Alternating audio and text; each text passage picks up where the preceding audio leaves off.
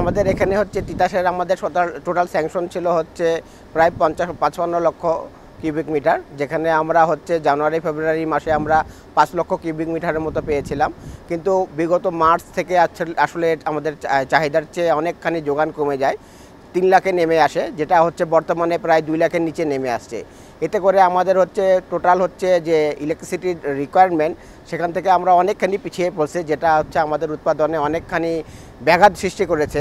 আপনারা জানেন একটা উৎপাদন ইন্ডাস্ট্রিতে অনেক শ্রমিক, অফিসার, লেবার সব বিভিন্ন শ্রেণীর লোক কাজ করে, এবং এদেরকে আমরা কিন্তু চাইলেই কমাইতেও পারি না, বাড়াইতেও পারি না।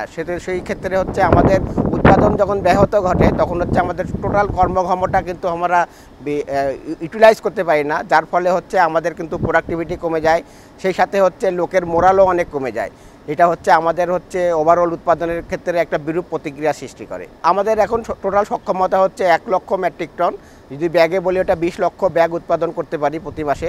কিন্তু হচ্ছে ওভারঅল জ্বালানি সক্ষমতার কারণে এবং পাওয়ার রিকোয়ারমেন্টের কারণে আমরা সেখানে যেতে পারি না। সেটা আমাদের হচ্ছে 80% থেকে 85% পর্যন্ত আমরা আমাদের পাওয়ারের জন্য আমরা তৈরি করতে পারি, যেটা হচ্ছে মার্কেটেও একটা বিরূপ প্রতিক্রিয়া সৃষ্টি করছে।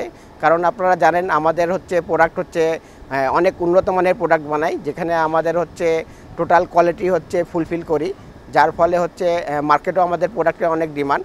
এটা আমাদের মার্কেটের ডিমান্ডের সাথে আমরা তাল মিলাতে পারছি না, প্রোডাকশনে আমরা অনেকখানি পিছিয়ে পড়ছি। এখনও আমাদের হচ্ছে এক্সপানশন নিয়ে আমরা কাজ করতেছি, আশা করতেছি আগামী দিনগুলোতে আমরা পাওয়ারের রিকোয়ারমেন্ট যে পরিমাণ দরকার হবে সেটা পাবো। আমরা হচ্ছে আরবির সাথে তিতাসের সাথে আমরা একটা লিয়াজও মেনটেন করতেছি।